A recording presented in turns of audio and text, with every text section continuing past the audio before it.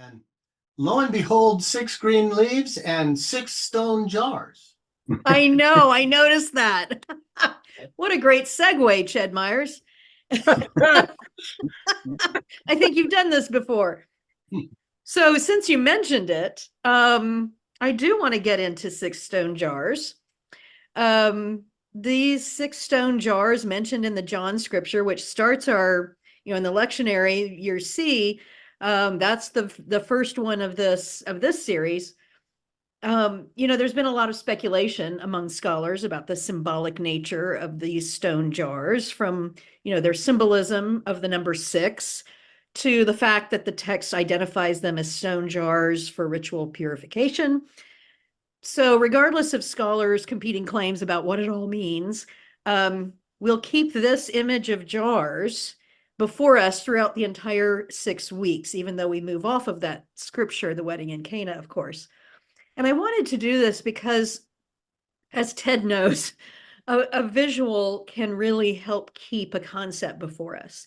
And as we live with these stone jars in our worship spaces, I wanted that image to keep reminding us of the filling and the emptying and the transformation that has to take place as we encounter these stories of Jesus' teaching about the just distribution of resources, the economy of Jesus, as we're calling it. So, Ched, while this lectionary text for the first week is not from the Gospel of Luke, which is the focus of your book, but I'm wondering if you might ponder with us just for a bit about how this story from the Gospel of John might relate to the great economy that you talk about. Well, imagine John and symbolism. Who knew? Everything about everything in John is so deeply and diversely symbolic that it's a little bit like a playground for thoughtful imaginaries. And so I have 2 contributions to make about John's 6 stone jars. Turns out that the Exodus Catechism around Sabbath economics that I started with was so important in Exodus 16 that Moses makes one exception to the prohibition against storing up the manna. He instructs his people to keep a jar of manna in front of the altar for all generations, in order that the people would never forget Creator's economic story.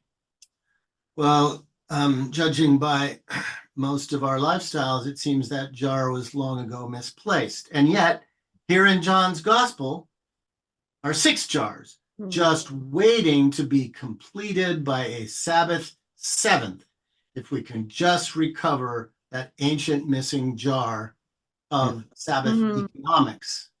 So yes, multiple symbolic layers of Johannine symbolism in this first of Jesus' signs at the Cana wedding.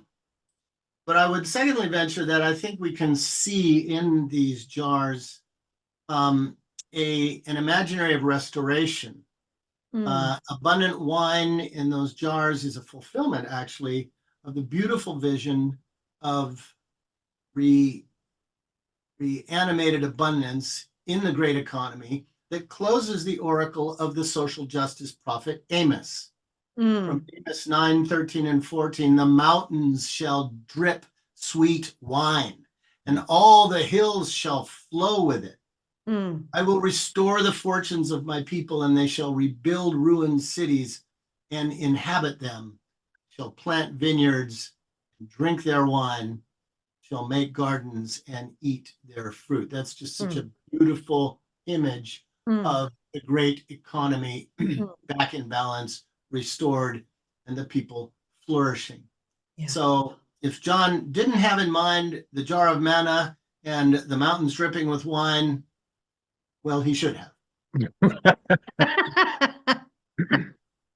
Ben, I want to just throw something to you, because it occurs to me that, Ben is works for me and does sermon fodder and stuff, but also is pastor of a church that is actively trying to bring the abundance in the midst of neighborhoods that are experiencing scarcity. And what's your reaction to this gorgeous imagery that Ched just reminded us about?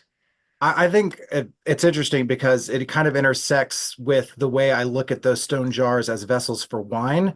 I like to brew beer, and so I have a sense of how fermentation works. And one of the things that we've done in like in a modern humanity is we've taken all of the things that happen by themselves in the making of things like wine, and this is very industrial too, right? So we've made everything, the vessels are all plastic, everything has to be sanitized, and then we put everything in ourselves. We did the same thing with bread in the 50s. But with stone jars, those stone jars were probably the vessels that wine was always made in, which means every time wine fermented in these stone jars and then was drank, the yeast and the stuff that needed to make the next batch of wine was there for the grape juice that was going to be put into it. And so the stone vessels themselves, they have this legacy of wine being made in them, like a purpose to them that you can't artificially create. Like we're relearning that some of these very natural ways to ferment alcohol are very special, and they do things to these beverages that we enjoy and we use for celebrations that we can't just redo. And I think about the old stone jar legacy of this building that I'm in. This building was built in the 50s. And one of the things that we had to sort of deal with in my church was we needed to find a way to justify this building being here. And we needed to find a way as a congregation to sort of recognize, as I was at least trying to say, like, there's something abundant here. I think there's a lot of stuff that's making it difficult for us to perceive it. What we needed to do was to get, a big old dumpster and really clean out the building so that we could see all of this abundant resource that is a part of this congregation's legacy. This congregation started as a Sunday school class in 1881. Now it's a shrinking congregation like so many churches in the United States are, but this facility is like a 48,000 square foot facility.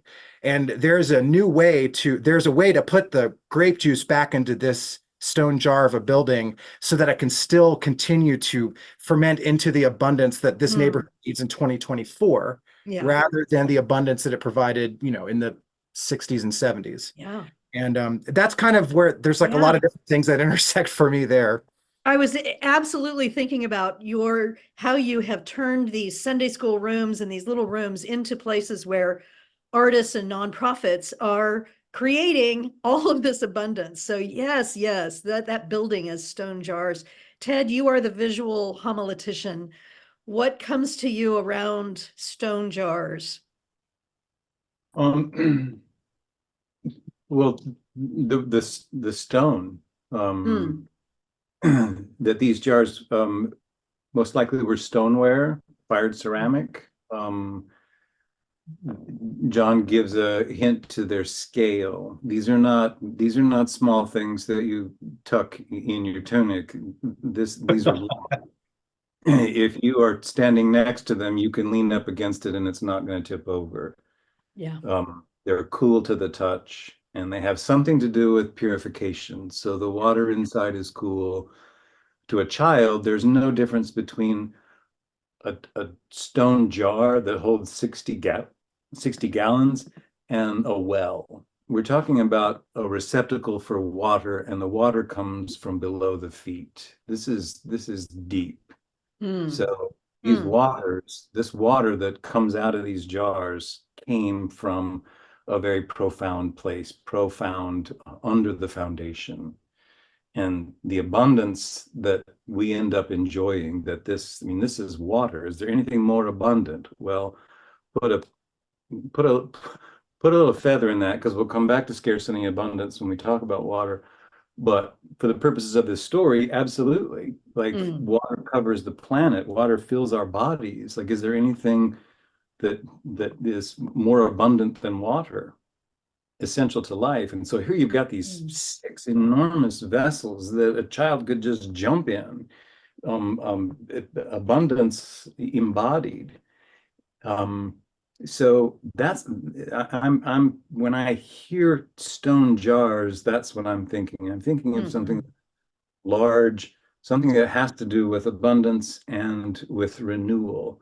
So as a preacher in the Christian context, I mean, you've got this teed up with baptism and Eucharist. Like this is, and we're certainly not the first ones to stumble upon these two large dots that are right next to each other, begging to be connected. But we're going from purity, we're going from this sort of ritual cleansing, abundant water flowing to, hey, wait a minute. If the wine runs out, the party is over, and the party is not over. There's something going on here that we're tapping into that is flowing, and has been flowing for a very, very long time.